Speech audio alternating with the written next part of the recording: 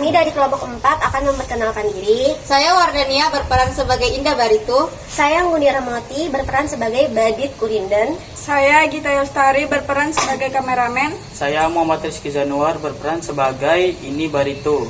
Saya Ersa Felsa berperan sebagai Raja Benua. Saya Rizky Ahmad Jenuri berperan sebagai Badit di Patu. Di sebuah dusun yang bernama Benua Latif, masyarakatnya hidup dengan sejahtera.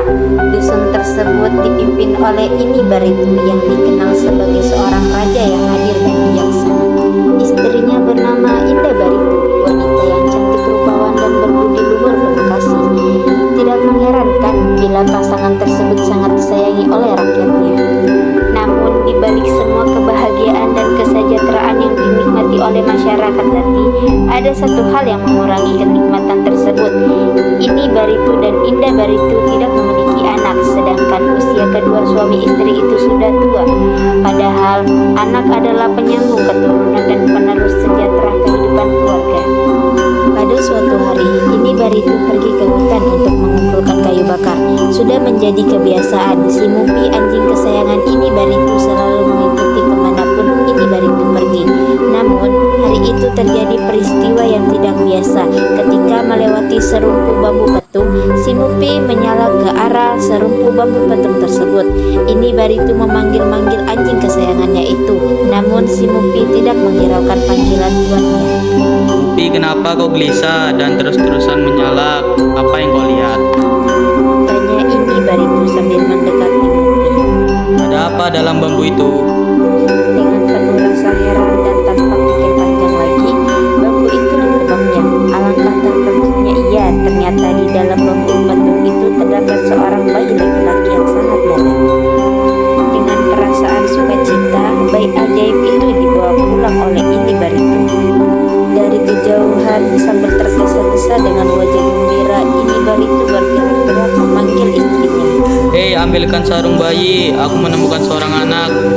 Indah Baritu pun tercengang-cengang heran mendengar kisah suaminya. Setelah selesai mendengar kisah suaminya, ia cepat-cepat membuka tempat penyimpanan benang jahit untuk menjahitkan beberapa helai baju anak.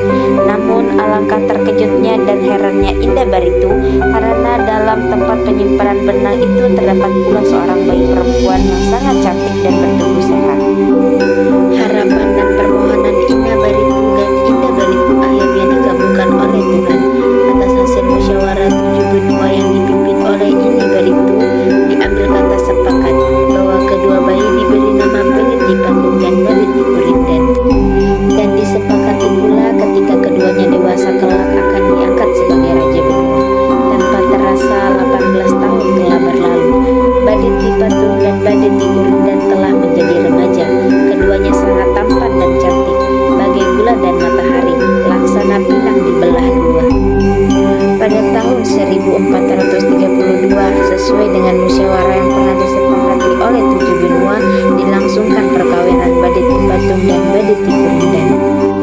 Setelah segala sesuatu disiapkan, upacara penobatan dimulai. Ini Baritu sebagai pemangku adat memancarkan air suci ke tubuh Badit di Patung dan Badit di Kurinden sambil membaca mantra. Setelah selesai proses memandikan calon raja, semua yang hadir secara serentak mengucapkan kata amin. Amin. Acara dilanjutkan dengan penobatan yang juga dilakukan oleh Ini Baritu. Atas rakyat 7 benua dengan mengucapkan Bismillahirrahmanirrahim, aku menobatkan Badit di Patung menjadi raja dan Badit di Kurinden menjadi permaisuri raja. Sebagai seorang raja, Badit di Patung diberi gelar Aji Surya Natakusuma, sedangkan permaisurinya diberi gelar Aji Putri Permaisuri. Mulai saat ini semua rakyat menyapa dan memanggil raja sesuai dengan gelarnya. Demikian juga terhadap permaisurinya. Setelah seluruh proses penobatan raja dan permaisuri selesai dilaksanakan, dilakukan dialog antara raja dan kepala adat 7 benua. Dan kita semua telah mengangkatku menjadi raja. Apa kelebihanku dari dang kita?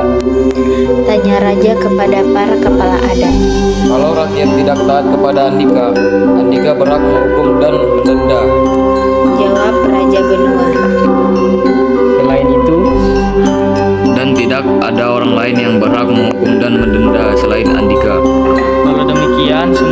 sudah kita akui dan sepakati ini kita jadikan sebagai undang-undang kerajaan benua.